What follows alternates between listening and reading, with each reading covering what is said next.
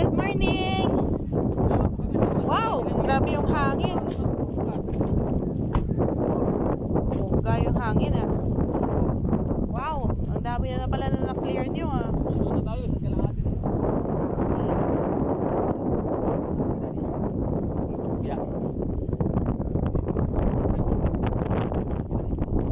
Sarado na din.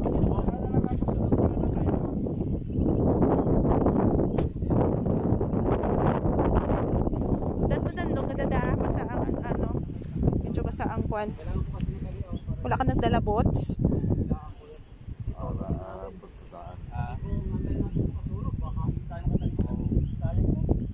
Gagin dala mong boots, medyo danlogs daddy ah. Ay, boss po, kukunin ko po. Baka madulas ng daddy. Amen. Thank you, Lord. Punasan ko lang po.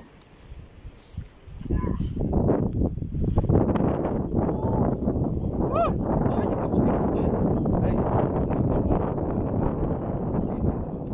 Grabe yung hangin.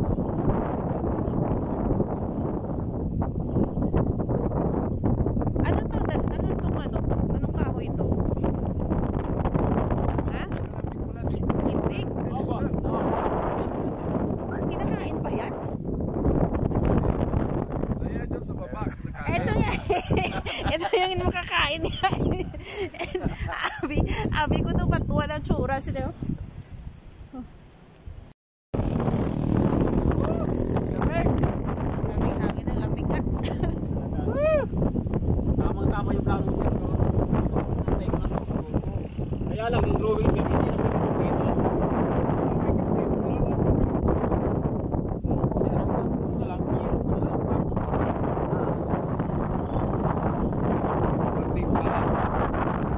Pag di pa maangat, no? Opo, ang hero po, pag matagal. Yung ginawa ko sa Ado Park. Yung kay Ador, siraan na. Yung kay... Grabe hangin, no? Lamig!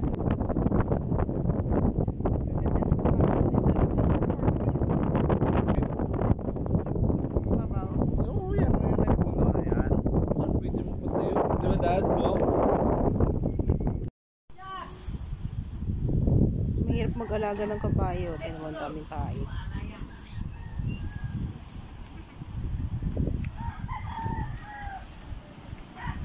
Pin mo ng waist. Nakita mo yung sa dulo. May nagwawalis. Yan yung corner ng lot A. Yun siya.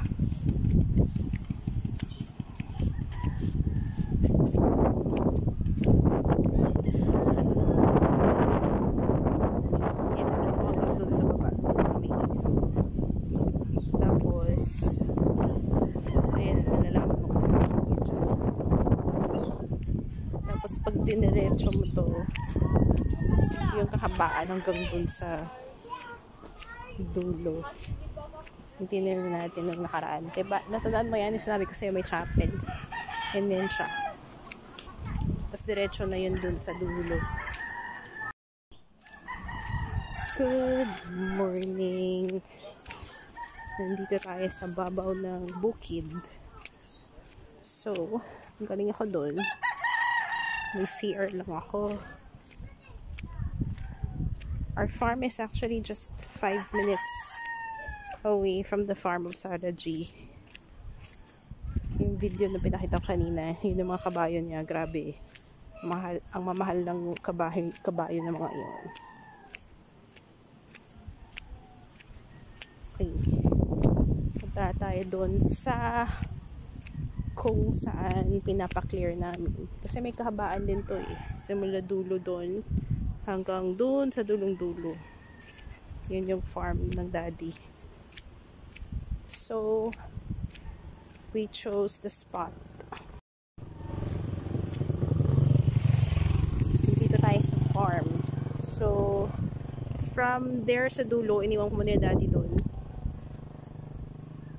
So, hanggang doon sa dulong-dulo. Nakita mo yung bahay doon sa dulo. Hanggang doon pa sa kabilang portion ang farm ng dad. So, we chose an area kung saan maganda mag-overlooking. At yun yung pina-clear namin. Diyan kami nag-umpisa. Ayun, may sasakyan. Kasi si Ninyo nandun. Ayan. Grabe hangin. Actually, this road is still part of the lot. But, alam mo na, pag gobyerno, may right of way. So, may sisingilin pa kami sa DPWH. Char lang. Anyway, it benefits everyone. Ayun na sila. Ayun. Hanggang pa dun sa dulong-dulo. Last time na nag-trekking kami, doon kami sa, nakita mo yung bahay doon sa dulo. Doon pa sa likod, doon kami dumaan. Tapos, bumaba kami. So, ito na yung area na pinaklear namin kasi ito yung maganda na spot. Overlooking siya. Wow, sa lakas ng hangin. Nag-isi ang tarp. Nag-isi means na po niya.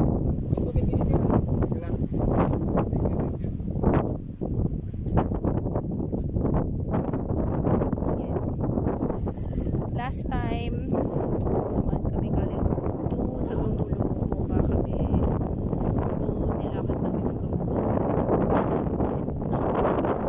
kasi end to end na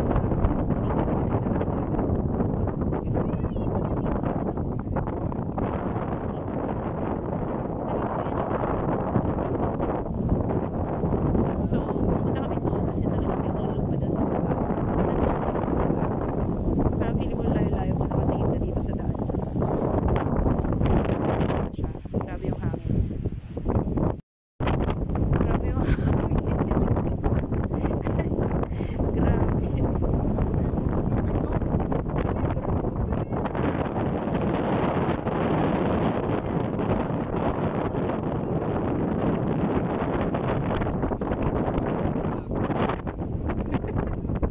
So yun.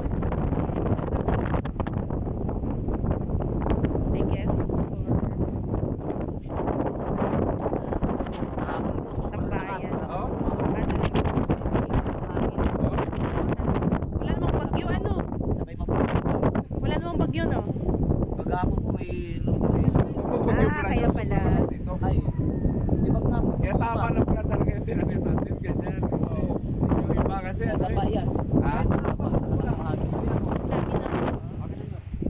Ang daming bunga ng ano ba tawag dito? Yung bunga nito? Tawag dyan? Ay sabi niya daddy, may nakakita ka kayong kahoy na ganyan. Ibig sabihin, may tubig. Matubig siya. Ayan o. Ito yung pangalan. Tutumba pa rin eh. Yuyo pa rin siya. So, ayun. So, doon ako lumiko kanina yung okay kasi nakakapag siya. Ayan. Clear. Lakad pa tayo. Hanggang doon sa still part of the lot. Mga pine tree, hindi ko pinagputol. Ayan. Grabe yung hangin talaga. As in. So, lakad pa tayo.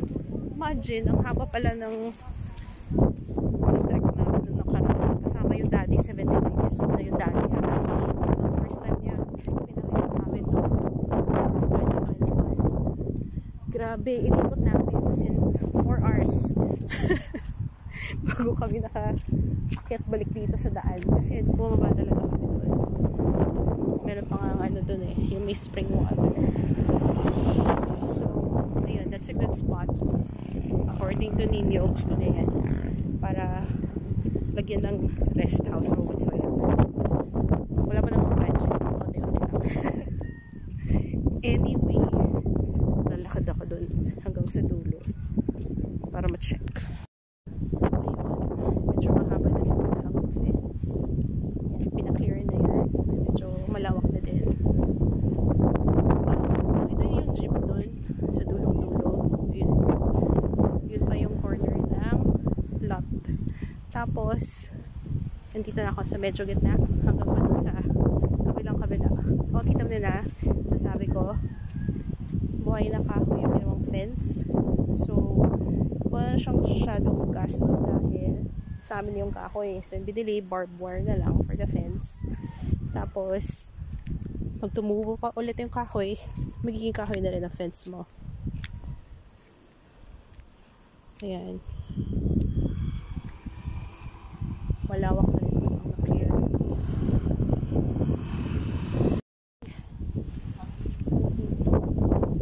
Bahay na tayo.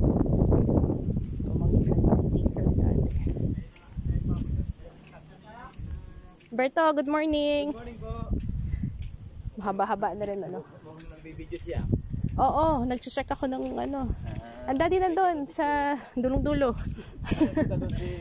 Oo, nandun sa dulong-dulo. Pero ano muna namin kasi madulas yung ano eh. Ha? Oo, malambot pala yung lupa pa.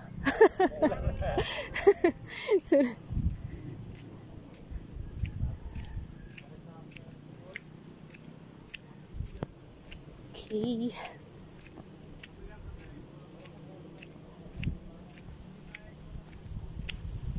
Ayan. Fence, fence, fence. Okay. Hanggang dito pa lang yung na-fence din nasa doon. Pero, awat pa tayo doon sa kabila.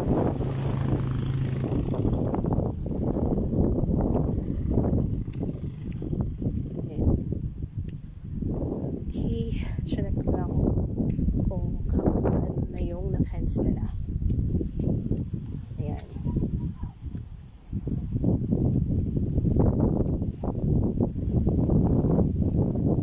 Balik ako dun sa baba. Grabe. Nakakul pala to. Oh, medyo na pala sa gitna ah. Sabi ko nga pag nasa bukid bumibilis maglakad din eh. Naglakad yan, galingan doon. Oo. Bahay. Tulog po kasi. Medyo na po. Kalagayan yan talaga. Okay lang yan, gano'n naman talaga. Cowboy naman ako, sanay na ako dyan. Ang ganda na. Ganda ng ano. Pine tree. Opo. Pag lumaki pa. Hindi nga sa dulong ganda.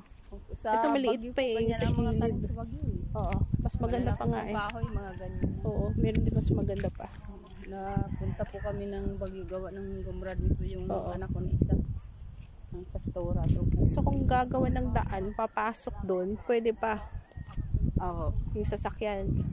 Opo, mas pabor po yan dyan sa sasakyan po. Dito, sa gilid, dadaan ganyan. Pag ganun. Ang ganda nun no? Palma ba yun? Yun? Yung Opo, kahoy? yan po yung parang ano. Yan pong marami dyan sa kagitnaan. Ah, okay. Yan po sa kahoy po na marami po ganyan. Pinuto na nga po namin iba dyan. Ah, okay. Ayun yung ano talaga. Ah, yun yung ginawang fence.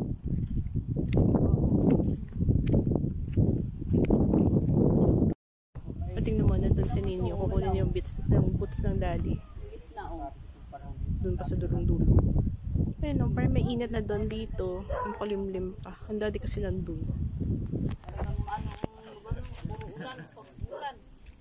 Ulan na mahangin pa. Ang mga puno pinagkakapay pa. Dapat ay hindi na. Pag wala na